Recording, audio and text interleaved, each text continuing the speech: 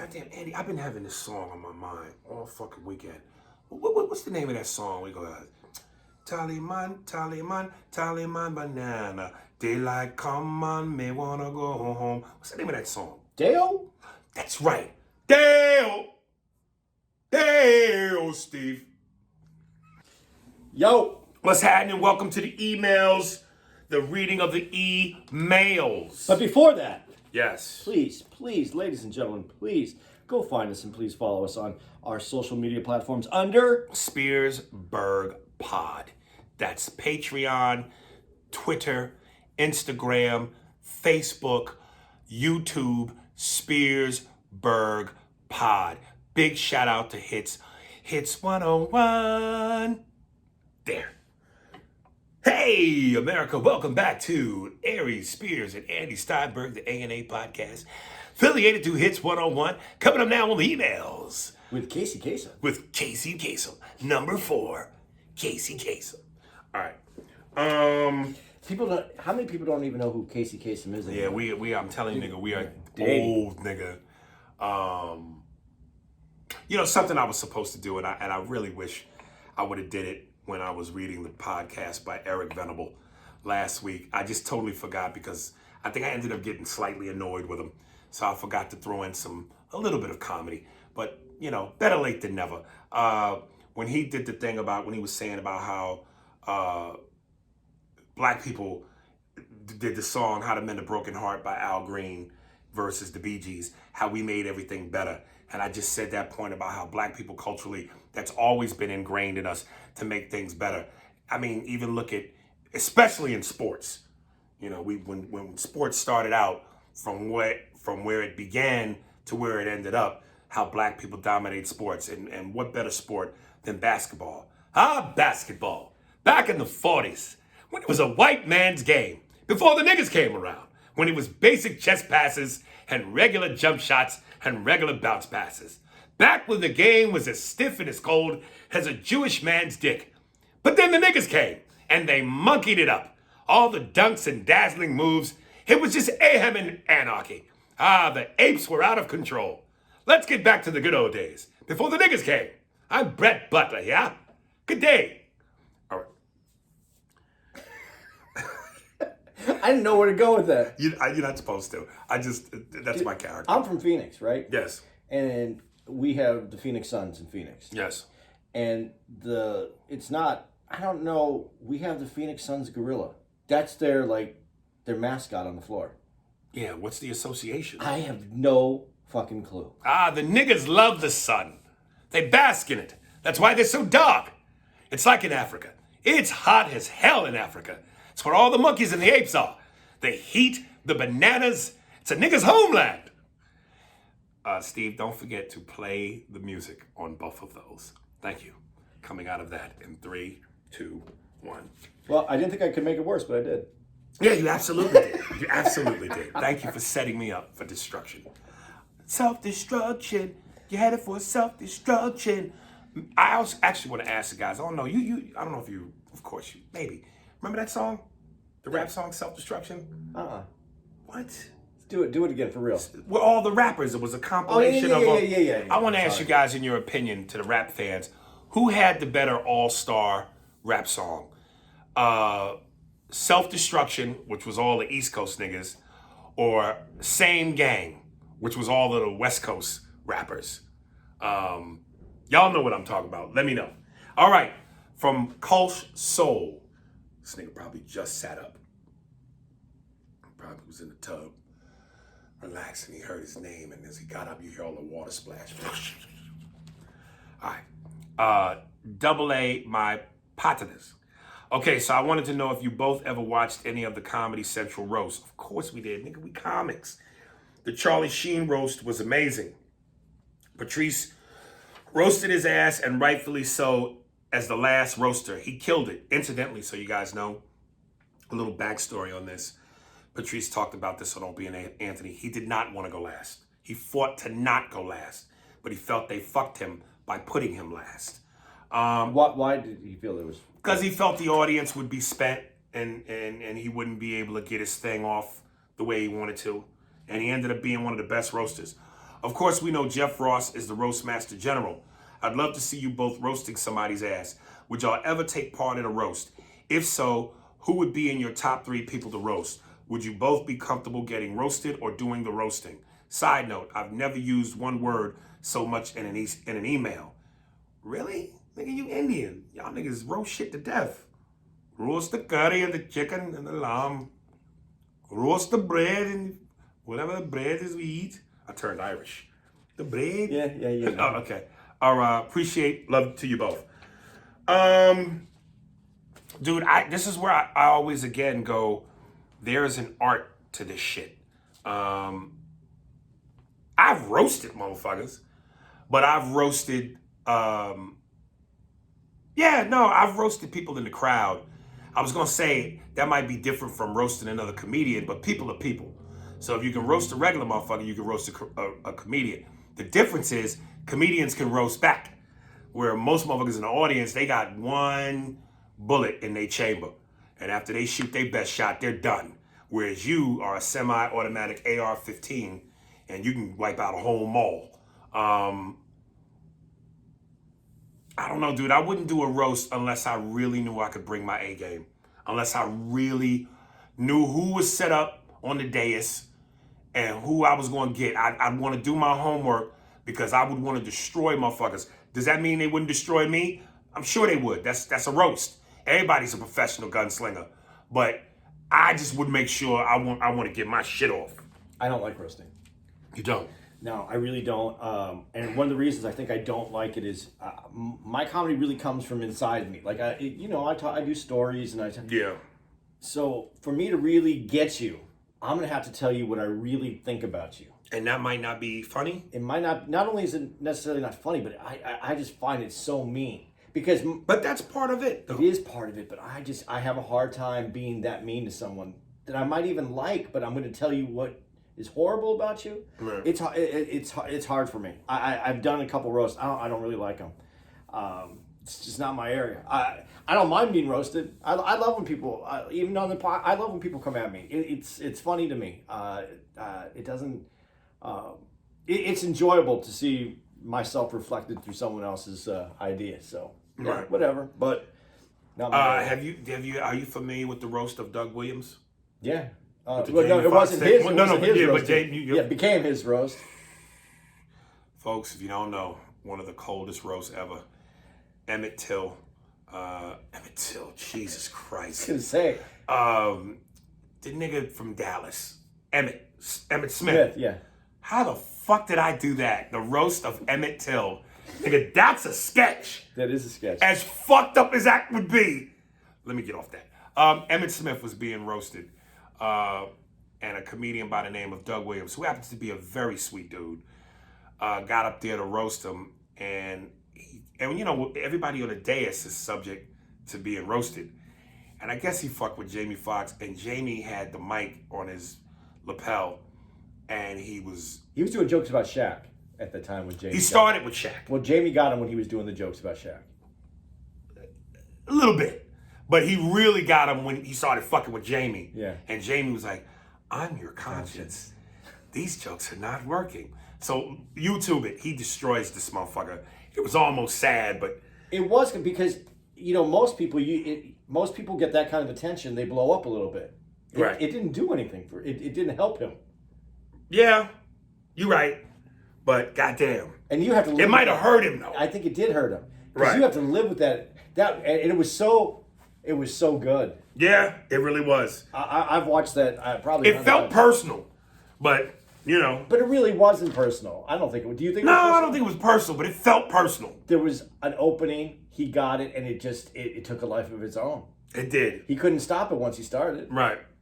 Yeah. There's another joke that didn't hit. And I saw a dude, a comedian who did a response video to it. And he goes, I'm gonna first show you the video, and then I'm gonna tell you what I would have done. And before the dude says what he would have done, I already thought it. I said, dude, in a situation like that, you have to become loud. You have to out-talk Jamie.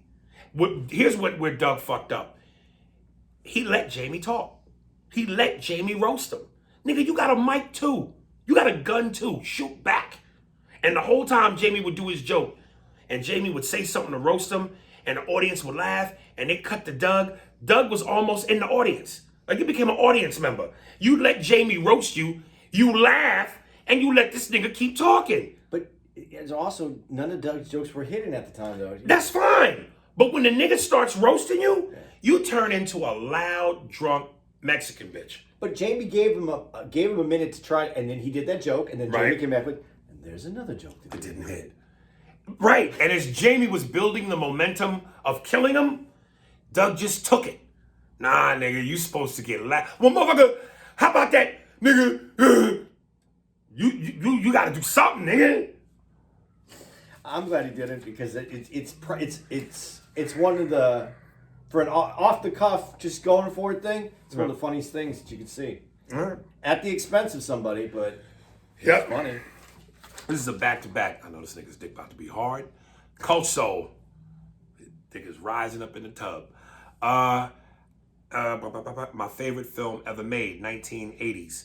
I strongly recommend both of you watch this film, especially since at some point y'all will do film reviews of the 80s era. Here is why I feel it deserves to be spoken about and reviewed on your pod. Before I give my reasoning on why this should be discussed on your podcast, I'd like to provide a brief synopsis of this, and he puts in caps, deeply emotional, heartbreaking drama. Synopsis: the accidental death of the older son of an affluent family deeply strains the relationships among the bitter mother, the good-natured father, and the guilt-ridden younger son. This film defines dramatic, emotional, and serious film. It should be watched for the storytelling. The depth of character and character analysis are worth exploring. 1980s gem of a film. Won 4 Oscars, another 15 wins and 14 nominations. If this film doesn't move emotion, tears in you, then nothing can. Love and peace. Patinas. Oh, okay. Favorite film ever made, Ordinary People, starring Donald Sutherland. You know of it? Yeah, I think I remember seeing it, but I didn't know that I liked it as much as he I think if he's talking about what I think he's talking about, I think I saw a preview of it when they were talking about movies. When CNN did that documentary where they did movies of the decades, I think I remember them previewing that as one of the movies. So I would have to see it. But that's all I know of it. Yeah, I can't even remember it. Right. Okay. We will check it out. Well, Kolsch. Relax, nigga. Go back to your bath. Turn the heat on. The water's getting cold. Get an espresso. Yeah. All right. Let's see. This is from my girl. Well, I don't want to read that one. Who sent you a picture? No, that's Cece. Oh. Yeah. Let me read this. He keeps a picture of you with him at all times. No, she sent that to me. I'm just giving you. Oh, okay. Yeah, that'd be creepish. Alan Camacho from Al in Houston. Yo, Aries and Andy, this is my second email to the show. Still in my top 3 podcast rotation, and y'all not 2 or 3, which means we're number 1. I hear y'all talk a lot about gangster movies and TV shows, but y'all haven't gotten to my current favorite show, Snowfall. Dude, I promise you it's on my to-do list. It really is. I kind of forgot about it for a while, but I swear it's on my to-do list. You and Andy need to get on it before season 4 comes out in February. Y'all gonna love it. Keep killing the podcast game. Thank you, brother. You know how many shows I've watched since we've been doing this, just trying to find new shit you like? Yeah, it's a lot of hours. It ain't many for me because I look at some of either the previews or the picture of the show, and I don't know. I'm just not drawn. Well, but I also watch a lot of documentaries. I do too. I like a lot of good documentaries. So it's just a lot of TV. But I want to watch that. Let me ask you if you're interested in this. Have you seen on Showtime they're doing a documentary about the Go-Go's? I already seen it. You ever seen it? The Go-Go's documentary? Yeah. How was it? It was good. What? As good as the Bee Gees? No. Well, there's more history with the Bee Gees because it was a lot longer and they developed and you find out about the brothers and they passed away. So there's the Bee Gees is a band that was together. They broke up. I found out some things I didn't know about them, and I thought I knew most of it. Right. And I'm also still surprised that they weren't inducted. They weren't in the Rock and Roll Hall of Fame. Mm-hmm. And there's a lot of bands in there that seem like they should be in there. I wouldn't have put in before the Go-Go's. Mm. But there's a lot of bands, older music that should be in there that's not in there. So they got a long way to go. Okay. Have you ever been to the Rock and Roll Hall of Fame? Because I know we go to Cleveland. Yeah, I'm trying to make up a reason why I would be interested in going there. Twice I said I was going to go and I didn't. Right. And when you go there, what do you expect to see? Just plaques and little written stories about the bands? Like, is it really an experience? I don't know. I don't know that it has to be on my to-do list. There's no Comedians Hall of Fame. If there was, I know I wouldn't be in it. Dude, maybe we should Start one? start the Comedians Hall And of I'm the Fame. first motherfucker in that bitch. Where would you put the Comedians Hall of Fame? In a place that needs the most laughter. Cleveland. You put it. That's where I would put it in Chicago for where Rich Pryor was born. Peoria. Yeah, You would put it in Peoria or Chicago? I'd like to put it in Chicago instead of I'd put Peoria. it in Cleveland. Cleveland needs all the cheer up help they could get. Cheer up help. Anthony Dawson Jr. Yo, this is my third email, so I'm a regular now. Oh, this nigga put a number on what classifies you. I love it, boy. Stick your dick on the table. Real quick, I have a question for you and Rick Rubin. Rank the voices. Rank the voices you would hate to hear most during sex. Cardi B, the white woman from the show The Nanny, Fran Drescher, Hispanic chick from White Men Can't Jump, Rosie Perez, Roseanne, or Leslie Jones.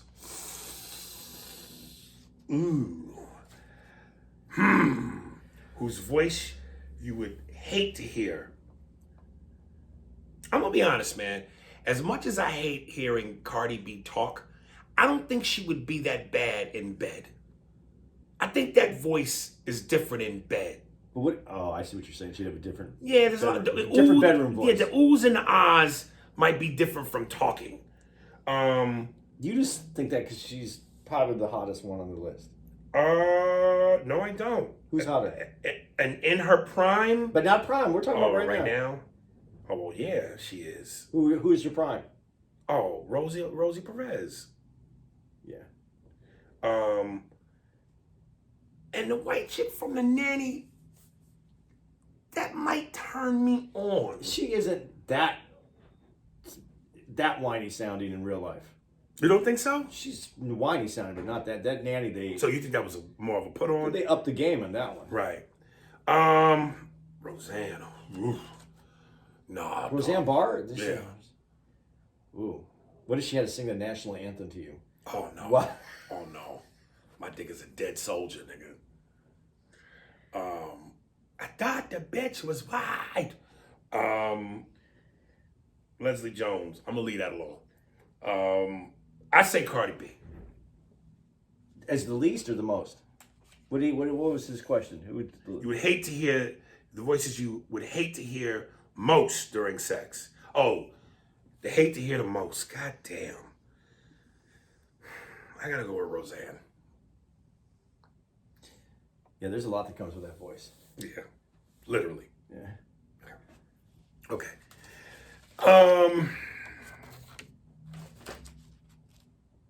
FFB 332 Mob Williams. What's up, A&A? I wrote in a while ago. I was hoping you were going to get to my email, but it's all good. So the question I have is, why do black people have a problem with talking down on O.J. Simpson?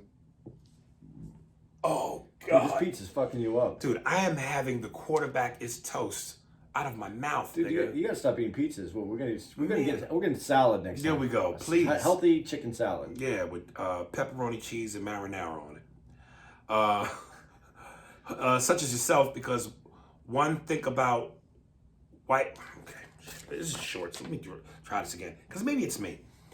Hey, what's up, A&A? I wrote you in a while ago. I was hoping you were going to get to my email, but it's all good. So the question I have is, why do now black people, why now do black people, right? Try to do it in that Asian voice again. Oh, right. So question I have, why do now black people, it makes a little bit of sense, a little bit better, have a problem with talking down on O.J. Simpson as yourself? Because one, think about white people. You know what was funny? I remember Opie and Anthony was talking about, they played a clip about an Asian woman who, a black woman sat in her pedicure chair, and because she was fat and broke it, the Asian woman wanted to sue. And they had the black woman and the Asian woman arguing on camera, on tape. And the black woman said something about her being Asian, and the Asian girl goes, "You can't say that. That's discrimination." And Anthony goes, "Discrimination? You can't say that. That's discrimination." Okay. Because white people, you would never hear them say Robert Blake killed his wife, and just like OJ, he was found not guilty. But niggas always want to feel sorry for white people. And let's face it, it wasn't like Nicole Simpson was innocent. Well, you know, I guess when a woman sucks another nigga's dick and cheats on her man for stalking him because she don't want to be with him, he's got every right to damn near decapitate her. Jesus fucking Christ. Some of you people's logic, nigga. White people did say that Robert Blake. I mean, they did a movie of the week on it. Well, I'm gonna address this shit, but let me finish. Let me get this out the way. And my second question, in your Paul Mooney voice, what was your first reaction to the Django, the movie? Love the podcast, and please, I'm asking you, bring back Paul Mooney questions on YouTube. Niggas love the Django because it was a sci-fi for niggas. That was a historical sci-fi. Niggas whipping and killing white folks in a purple suit. That was real. That was Star Trek for niggas for slavery. That was Star Trek meets Roots.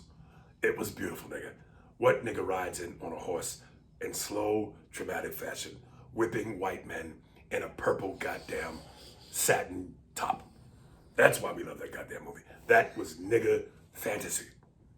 Niggas slapping the shit out of white people. It was nigga fantasy. Niggas loved the Django. I like it. That was a great movie. Dude, I'm starting to think some of y'all motherfuckers write these emails poorly because you just want to hear $10 a lot of money. I can understand if you write a book and send it in to me and Andy, but when you keep them short and sweet, what's stopping you from going, before I send this, let me proofread this? It's ridiculous. Now let me address the OJ shit. Dude, you gotta understand, OJ was bigger than Robert Blake by a long shot. This nigga was an ex-football star.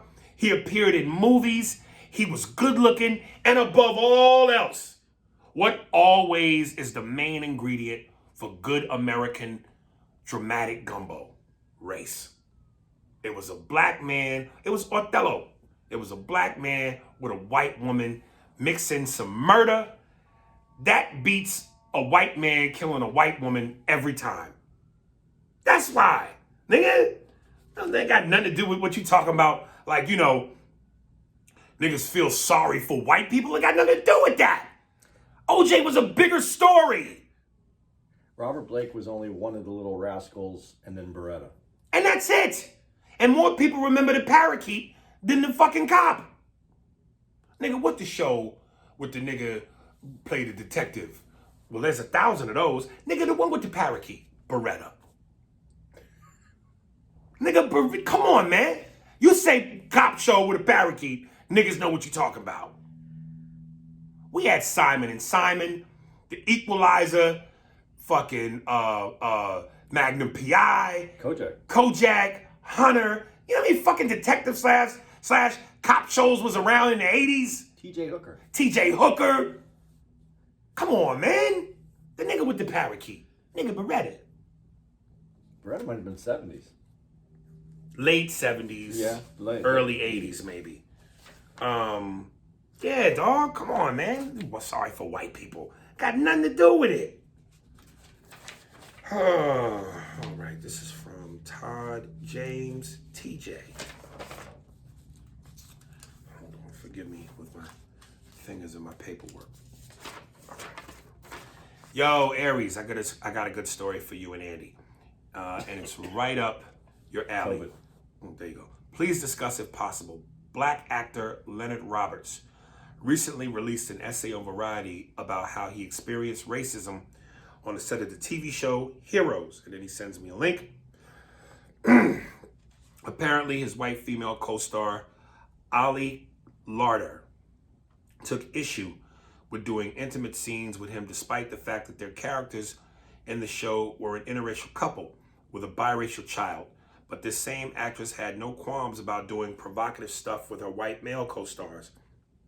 It's a very deep article, and this brother pulls no punches. It seems he's been holding this in for 14 years, and the Black Lives Matter movement made him come out. He came with receipts too, and 10 witnesses who confirmed everything. What is even more shocking is this white actress went on to star in the film Obsessed with Idris Elba, which was an erotic thriller in which she did intimate stuff with Idris. I guess this woman only wants to do scenes with big name actors like Will Smith and Denzel. If you are a no-name black guy, she wants nothing to do with you, let alone hug or kiss you in a scene for a character she's playing. What's even more shocking is Robert's account of the showrunners who enabled the situation. But I love it that this man is holding the actress and the showrunners accountable. It reminds me of what you said about Alex Borstein and holding her accountable, to which I am paying for to this day. Yeah, man, Hollywood, man. Like I said, it's a fucked up business. And you know, people make adjustments for the brand. That's why I said if Denzel Washington and Idris Elba wanted to stick their tongues down your throat, you say yes.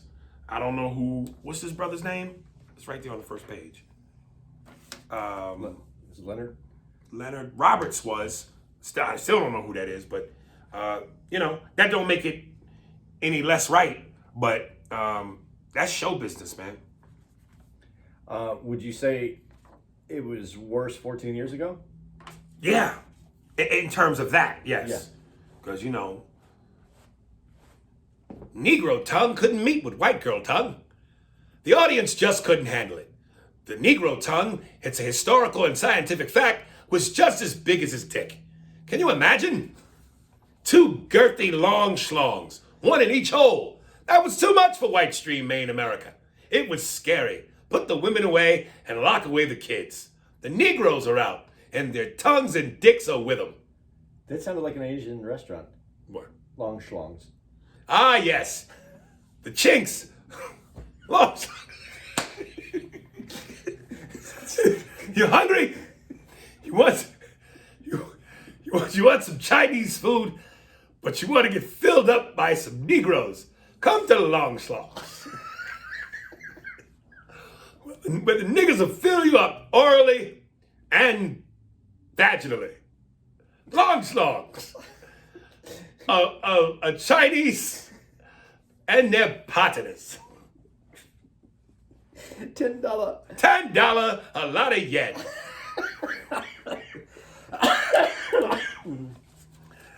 I had fun with that. Steve, please remember, put the music in, brother.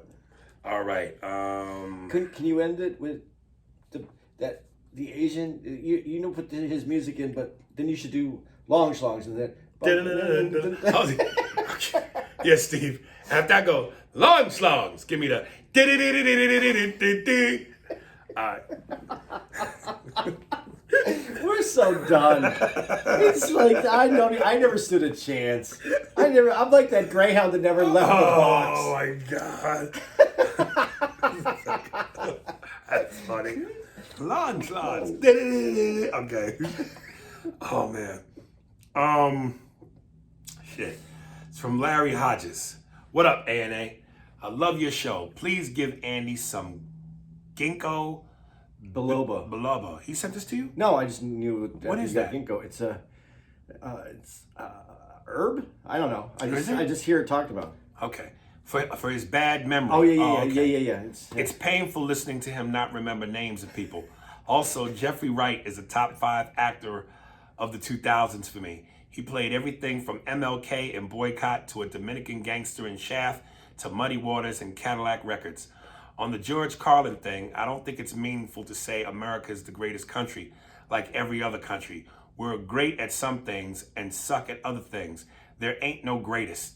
In terms of music, movies, sports, technology, military power, and finance, America is definitely the center of the world. The Roman Empire, baby. Immigrants come here because we make it relatively easy for anyone to follow their dreams here, but buy property and start businesses. Most countries aren't as welcoming to foreigners as America. I can't move to Russia or Korea and open a soul food restaurant. I can't move to Saudi Arabia and open up a strip club. However, America has some huge problems with how we care for our own people. Every country struggles with that, of course, but for such a wealthy and liberal country, we don't have many excuses for why there's so much racial inequality, so much homelessness, so many bad schools, so much violent crime, so many people in prison for non-violent crimes, and so many people who can't afford health care. On top of that, we have a terrible political system that keeps incompetent old white guys like Trump and Biden in power while making it nearly impossible for anyone under age 60 to get elected and make a difference.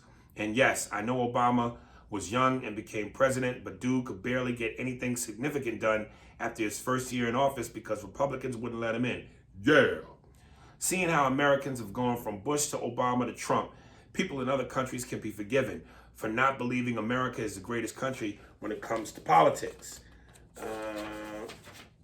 I'll take Canada's boring but competent politics over ours any day. Sorry.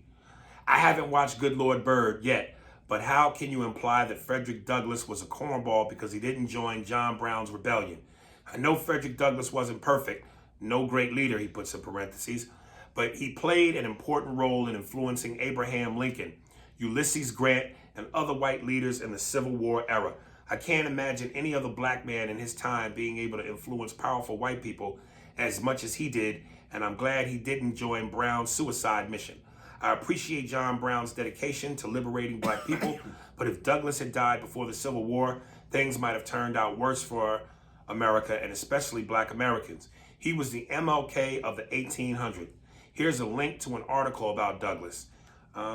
Lastly, I encourage you guys to watch Cobra Kai on Netflix. I'm watching it. Dude, I'm really getting close to wanting to watch it. Dude, it's great. I'm like, ah. It's cheesy, but it's great. You got to remember what the Karate Kid was in the first place. It's great. It's a spinoff of the original Karate Kid movies. If you grew up in the 80s, you won't be disappointed. Peace, Larry Hodges. And then he quotes a line from Will Rogers. Don't let yesterday take up too much of today.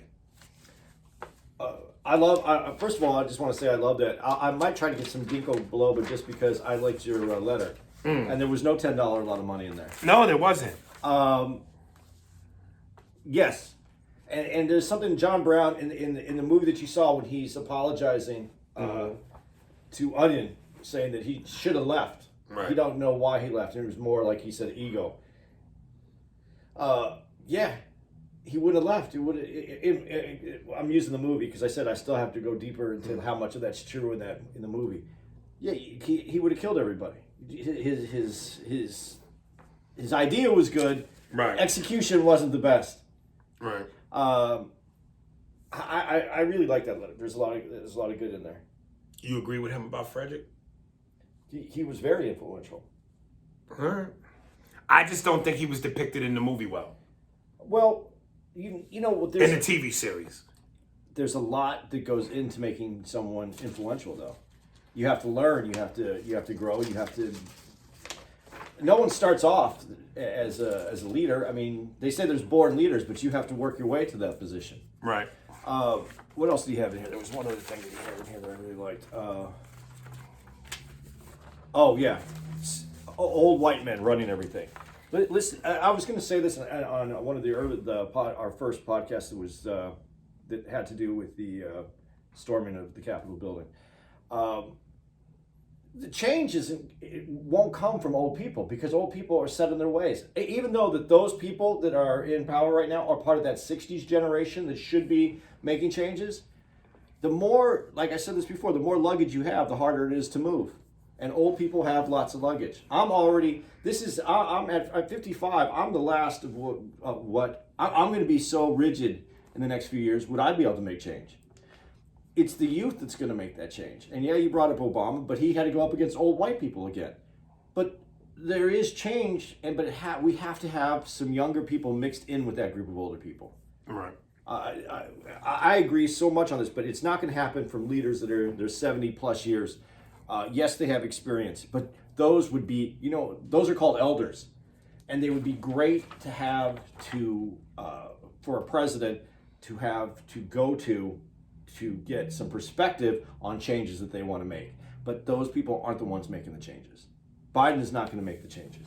Since we're on the topic of America, Rand Foots. Hello, my good people. It's the nigga with the slave name is back, Rand Foots. This email is directed at Andy Steinberg. You say that America was the greatest country in the world about 2 podcasts ago. Aries, you try to get him to understand some shit, but it doesn't work half the damn time. LOL. I can name a number of things that can dispute Andy's claim. America is not great. No health care for many people, poverty-stricken communities, there's lack of opportunities, and a harder climb for minorities. This is the country of greed. I work at a shipping company, and people are contracting COVID around me left and right.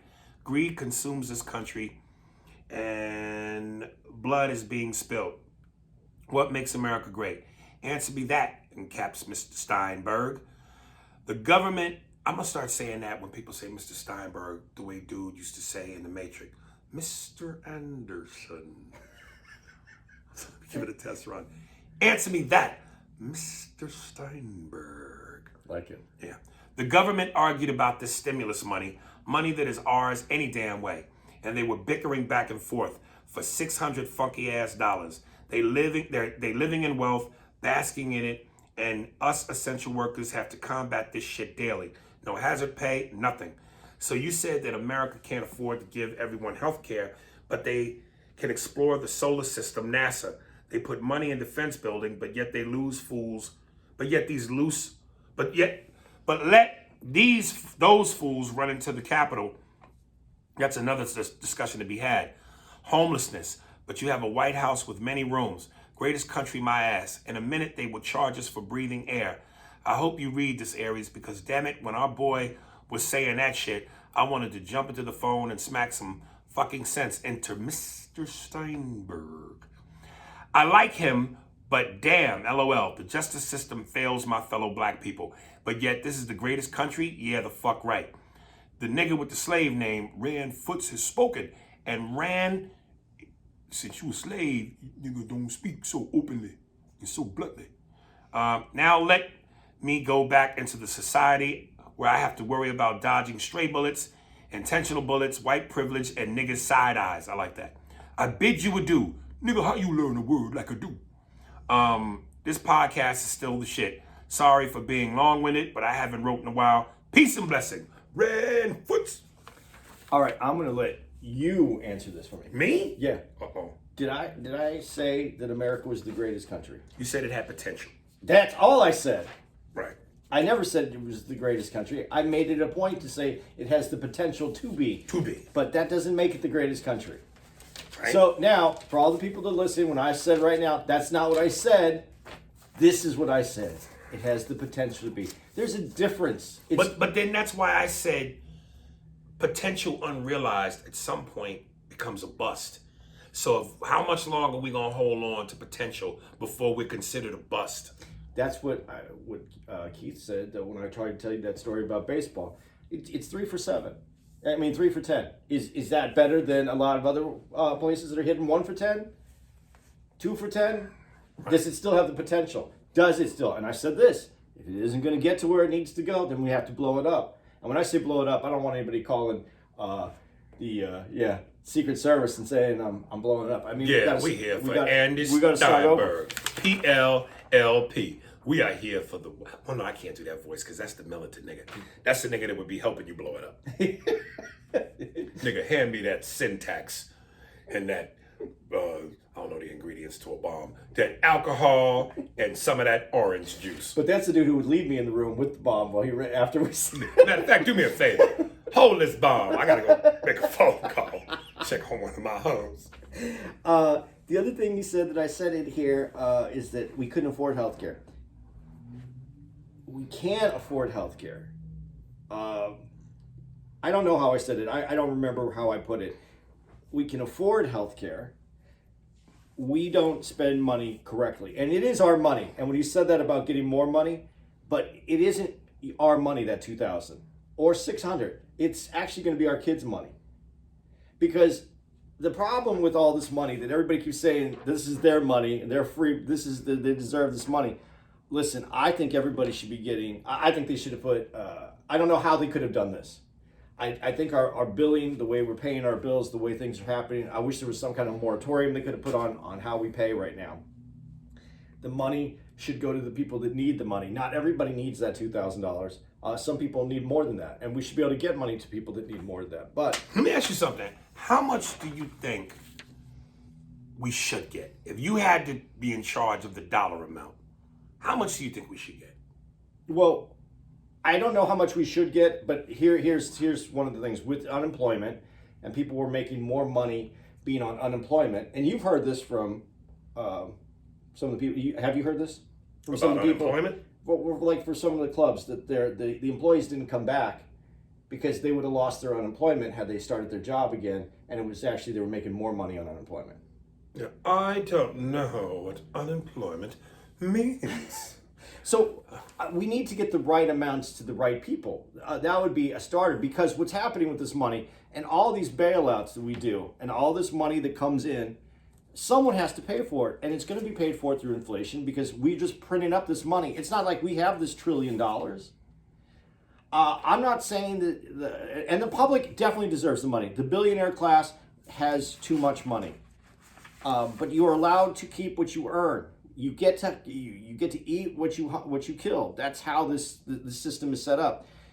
But the loopholes that we allow for taxation is where the money's lost. So can we do it? Yes, we can. Can we do it for the world? No, we can't. And that's one of the reasons I'm saying we need to start here at home, and we need to take care of ourselves with the tax money that comes in, and we need to redistribute it in a different way. Give me a dollar amount, you boy. Well, for me, it's different how much I need every month. Let's just assume everybody was like you. What do you think is fair? I don't know what everybody needs. Because $600 wouldn't help. What would do it for you? My bills every month. Without Tara's help. Without my bills every month, without having, let's put it this way, without having, without sharing rent with someone, without sharing a car payment with someone, I need about between $1,500 and $2,000 a month to pay my bills and live. But these stimulus checks are just one time, right? One time. Yeah, see, even that Doesn't do it. even if they gave you 5,000, that's not enough. But that's why I said I wish there was some kind of, I wish they could figure a way to make moratoriums on payments. Like not having to pay, not worrying about your electric bill right now would be important. Not being able to not pay your rent. If you know when I said about getting to the people they need it, if you really couldn't pay your rent, that there would be some way that you could go to your landlord and go, I'm filing section 717 and you just send my payment to whatever agent. But see, this is the problem. It creates an agency, and that's more money. Let me just say this. But your rent would be paid for. Let me as we talked about on last Wednesday's podcast about the whole Trump, his people debacle, Capitol, all of that. When the guy said the email, this is not about a race thing, it's about the people versus the government. Now let me take the race factor out of it. If the government really decided to give motherfuckers $600 or even $2,000 and say that's all you get, and people left and right at a ridiculous pace, black and white and Asian and Latino, everybody started getting evicted because they couldn't pay their rent and everybody was facing homelessness, then you might see motherfuckers storm the Capitol, the people versus the government. And I'm not going to sit here and condone that, but God damn it. Well, what else you going to do? That's kind of what the government said. You couldn't evict anybody. But what if, I'm just saying, what if they said, nah, fuck that, and landlords could evict you? No, that would obviously there would be more blood on the streets, and that's what change things. All right. But what I'm saying is, instead of just giving everybody a blanketed $600, what if you could say the government said, okay, we're going to take on your rent for this amount of time, for X amount of time to get through this. They should be saying that. They should be saying that.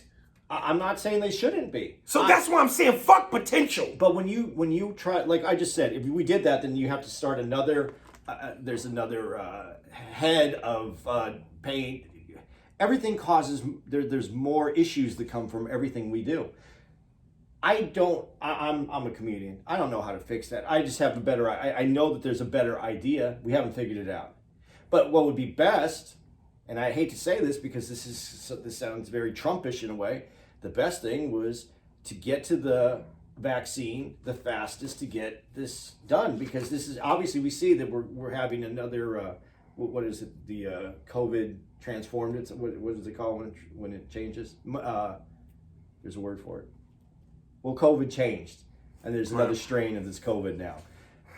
We have to get this under control. The longer it goes on, the more the COVID will change, and the more strains that will be out there. The sooner the better that we can get this under control. But that's where the effort, one of the biggest effort, has to go to, because until we can get that, this whole world is on hold. All right. Sean. What up, Ebony and Ivory? Appreciate the pandemic entertainment. It's gotten me through many of my long work days. Just wanted to let you guys know, on the episode last week where the pizza gave you the bubble guts, I was listening in my car. When you said the quarterback is toast, I laughed. Then Andy said that one stunk. I subconsciously immediately cracked the window.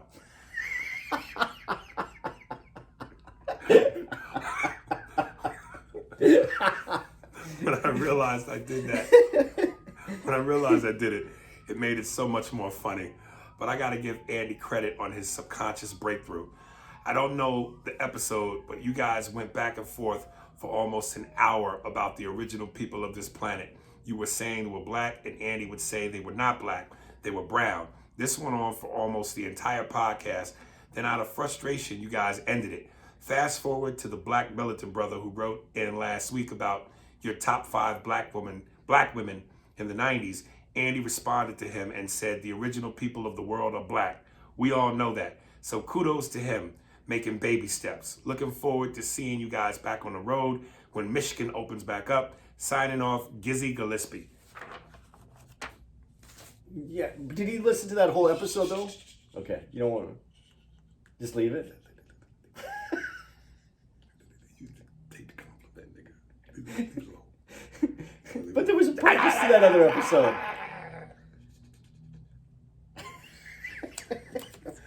There was a purpose to that other episode. There was a meaning.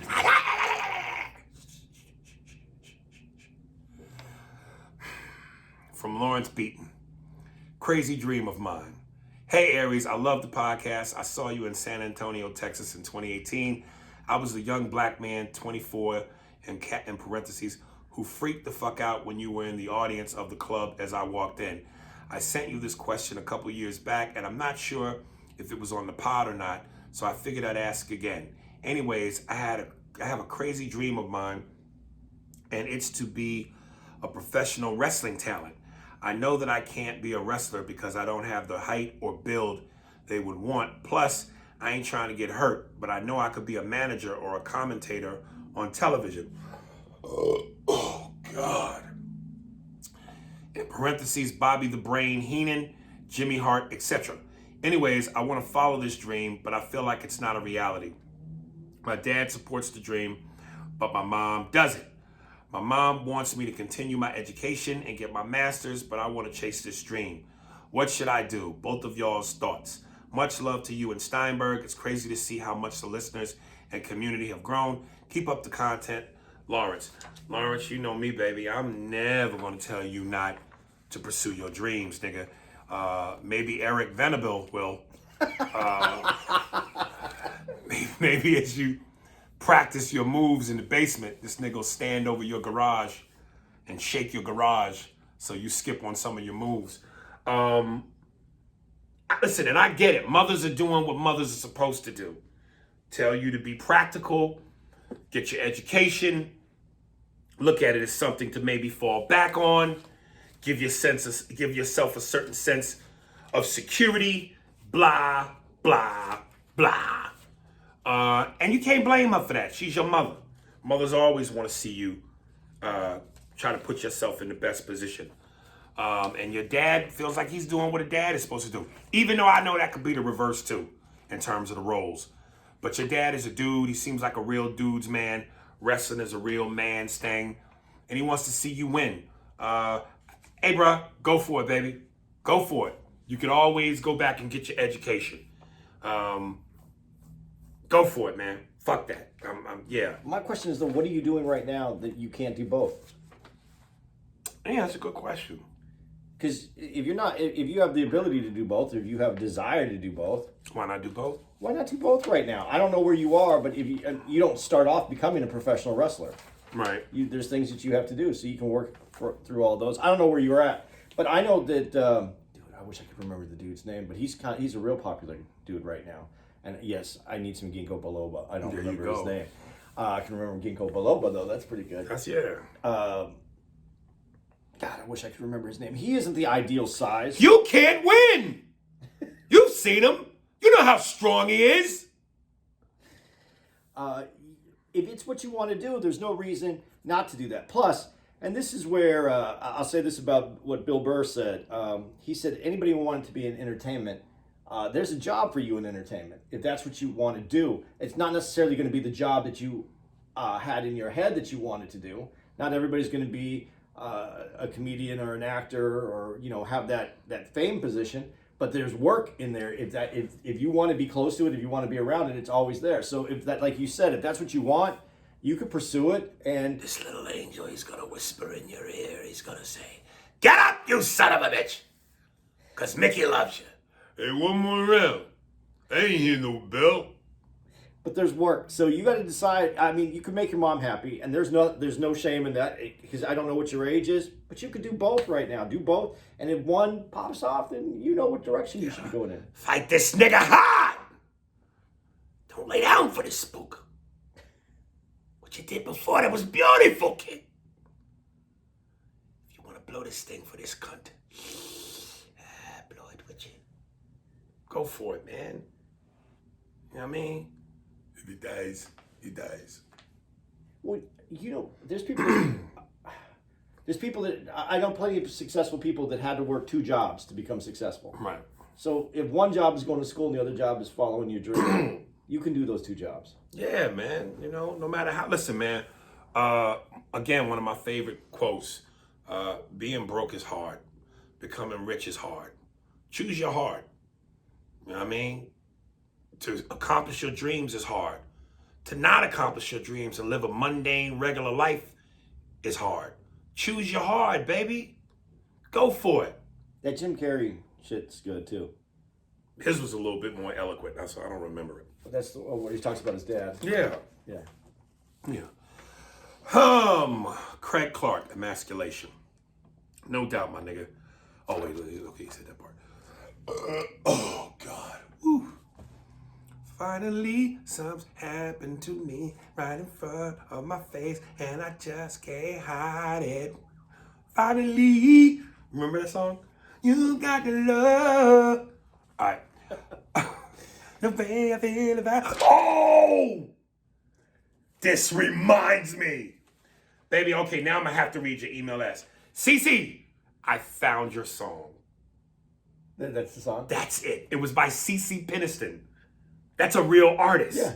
So, again, not everybody can get a song because I got to find a perfect song. Shamar, you have my Shamar. Farrah, don't. Cece, I got your song. Let me read this email and get to you. You'll be our last one. God damn! Cece doing the most from fucking... What part of that is that Ohio I like? Columbus. And she's pretty too, nigga. All right, let me get to this. Bro, I feel you on that bullshit about women trying to make black men into hoes. That a bullshit. You know that's gonna sound good in the Asian voice. Bro, I feel you on that bullshit about women trying to make black men into hoes. That a bullshit. I'm telling you, It makes sense. It racially, racist, stereotypically makes sense. Hidden agenda by white folk. I'm a big black niggas from H-Town. Oh, Yee-Lin. Hidden agenda by white folk. I'm big black niggas from H-Town. Wow. You know how we get down. T-shirt, jeans. Oh yeah, bro. We rock Timbs too, bro. But the Astro 50. Please, bro, keep knocking those bullshit, fake shit comments down. A man is a man and a girl is a girl. We don't see a gay. God made them, you see. I say God, I feel you and all that. On your God issue, I get the same mysteries bullshit answer, bro. God only helped the pastor, no one else. Tell Andy, and now he puts all this in caps. I feel him. He's my guy. Just be himself. And when he say what he say, stop going back and forth. Stick to what he feels. Please read this on the podcast. Love y'all show, bro. #1 fan. If I was with when that fight, I would got down with you, bro. Much love out of H-Town. Let me tell you something, man. I'm glad this nigga is nice and not your prison nigga. Cause you giving up that Jew ass, nigga. Hey, Jew nigga, my dick out. Overbend. Cheeks spread. Me enter you now. This nigga is the Hulk, nigga. He is the Black Hulk. Puny guy. When were you in Houston next? I don't know. I don't know. But nigga, I don't know if we have a choice. Welcome, Houston, nigga. Andy, shorts down, legs spread, cheeks out. I'm entering your temple, nigga. Whew. Last one. New girl with the song. This is from Cece. Finally, it's happened to me, and my face cannot hide it. Finally, you got love. Way I feel about you and about the world. I like when you start to forget the words. Oh, always, nigga. I can't remember shit. Yeah, I'm gonna read this one. Okay, fuck it. She wrote 2, but I didn't know if I wanted to read this one because this is her about Mookie being a Trump supporter. But I ain't got but shit. Two of these motherfuckers left. So I can't find the other one. You all right? Yeah. That yawning shit. Yeah, man. Man, you an old nigga, man. All right, so I guess I have no choice. Yeah, because this is it. All right, so fuck it. Here we go. CC, Happy New Year. Sorry it took me some time to get back to you. Holidays were crazy, but also had to move to another state, so I am just now getting all settled in. Haven't forgotten about you and would love for you to come on our podcast sometime soon. I know... Oh, shit, I swear my fucking... I know you're a busy man, so we are willing to work with your schedule. Let me know if you... Let me skip ahead, because I'm reading the wrong shit. Oh, fuck me. That's the old one. Okay, fuck it. I'm sorry, CC. Hey, Aries and Andy. Man, thanks for the shout out on Thursday podcast and for reading my email as well. Definitely can say I am one of the ladies holding A&A down and always tell people about the podcast. I heard you mention battle rapper Murder Mook in recent episodes, and I'm a huge battle rap fan. Actually do battle rap podcasts. Did I read this? I don't think so. This is feeling familiar, but okay. Rap podcast on iTunes and caffeine called Let's Talk Battle Rap. And my guys, France and Vlad, I think I did read this though. No, I don't think so. Really? Monday through Thursdays, 10:30 a.m. to noon Eastern. Yes, shameless plug. I know, LOL. We all listened to the podcast and found it dope you knew one of the battle rap gods. However, I heard you mention part of the recent interview during Drink Champs, you talked about the DMX story. However, I don't know if you listened to the whole episode, but he, along with another battle rap legend, Loaded Lux, talk about how they are Trump supporters. I am telling you, Aries, it will make your blood pressure go up. Now, I know you hate Trump with a passion, as I do, but I wanted to tell you this and ask you if that changes your mind. I know you have said in the past that black Trump supporters are coons. Would you keep that same energy for Mook and Lux? Oh, shit, she's putting me to the fire. Just wanted to hear your take on that. Regardless, thanks again for the love. Hope Andy is getting better after catching the coronavirus. Cardi B voice, coronavirus. Also, I know you get many of these requests every day, but we would love to have you on a podcast someday, even if it's for 15 minutes, where you can talk about your favorite battle rappers or MCs in the game. Many of your listeners love your podcast. Finally, it's happened to me right in front of my face, and I just can't hide it. Finally, you got the love, way I feel about you. All right. CC, that, why would you do that to me? Got to separate the artist from the art, man. And the crazy thing is, I know Murder Mook and Loaded Lux. I got both of them in my cell phone. I've talked to both of them. I have nothing but respect for both of them as hard-hitting pipe niggas. They're incredible MCs. So I don't want to disrespect them by calling them coons. I don't know, but why? I'm just like a disappointed black mom. Why? I feel like I'm Ricky's mom in Boys in the Hood, and both my sons is Ice Cube. Why you hit me? What you hit me for? Why you hit me?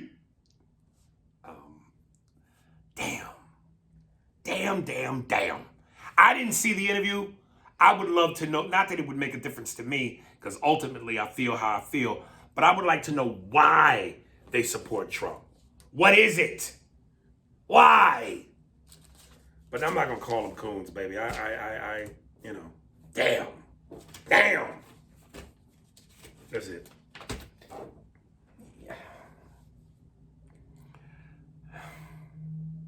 Can't you hear the disappointment and the silence? I can hear it, but it's... There are reasons, obviously, other than race, that people support Trump. Could you just do me a favor, though? Yes. Am I a Trump supporter? You? Yes. No. Okay. Just so that the people can hear this before I say what Right. I'm about to say next, because what I'm about to say next is going to get me, I'm a Trump supporter. Right. There's other reasons why people have supported Trump. There's reasons that some of the agenda that Trump has done, I support wholeheartedly. Right. But he is not, his rhetoric is so divisive, even before what happened, that I couldn't support him, regardless if his policy was good, because I felt he was detrimental to the country just based on how divided he created, the divide that he created. And whether people like this or not, and the media helped create. Right. I felt we needed to go in a different direction. But there are policies that he has that are strong, that benefit people in this country. A lot of people in this country, not just the rich. Right. And probably a lot of it might not even benefit the rich. He gave a lot of breaks to the rich in taxes. Here we go, though. You can't be mad at someone because it fits their agenda. They have other... I think the better question would be to ask them why they support Trump, instead of... That's what I'm saying. That's what I would like to know. But like I also said, it ain't gonna make no difference to me. No, it won't. But maybe it will give you a different strategy when you talk to someone about Trump. Right. So let's leave it at that. All right. We got to get ready to put some water on these buttocks, because we got a show. We got to get ready. So we did all. What? I just forgot about buttocks. Buttocks. But Buttocks.